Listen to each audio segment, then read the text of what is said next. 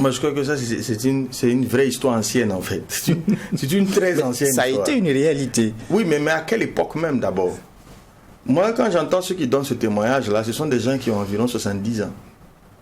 Et en général, à cette époque, notre économie se construisait, le pays se construisait, et les cadres manquaient énormément. Et je crois que c'est toujours cette idée qu'on a.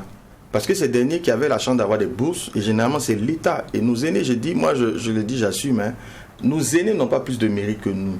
Quand je dis aînés, je parle vraiment de nos papas là, qui ont 70 ans. Parce que souvent ils trouvent que les jeunes sont moins responsables, etc. Je ne partage pas du tout cet avis. Eux, ils n'avaient pas de compétition.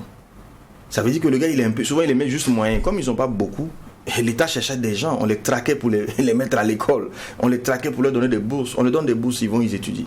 Pendant qu'ils sont en études, il n'y a même pas de cadre. L'État ouvre des entreprises, il n'y a personne pour travailler, on leur dit de revenir travailler. Il n'y a pas de compétition, tout était accessible. Nous, ce n'est pas le cas. Nous, on est nombreux. Quand vous voyez aujourd'hui un jeune qui arrive à s'imposer dans un domaine, c'est qu'il a dû lutter contre énormément d'autres personnes. On n'est plus méritant de mon point de vue. Je ne remets pas en cause ce qu'ils ont apporté au développement de ce pays, mais quand on commence à comparer l'ancienne génération et la nouvelle, en tout cas sur le plan académique, sur le plan professionnel, en disant qu'avant c'était mieux, j'ai dit qu'avant il n'y avait pas de compétition.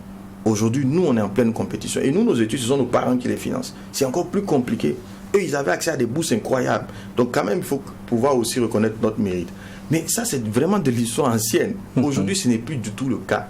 Revenir d'Europe ne vous garantit rien. Et je crois que quand on finit ces émissions, on les partage sur YouTube. Bien sûr. Je souhaite vraiment de tout cœur que les gens soient honnêtes. Aidez les autres, s'il vous plaît.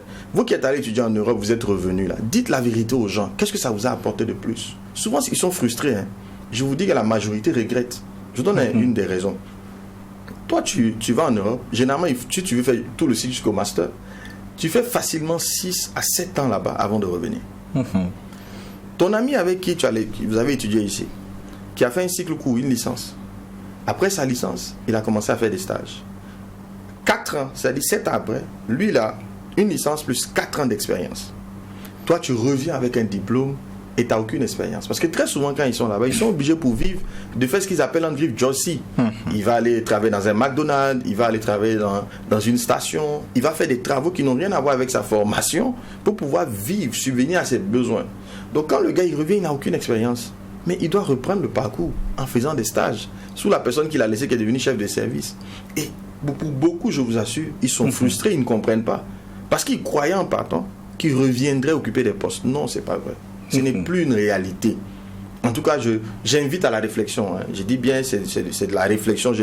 C'est mon point de vue. On peut l'accepter ou pas, mais au moins réfléchissons. Posons des questions et voyons si on prend une bonne décision en le faisant aujourd'hui.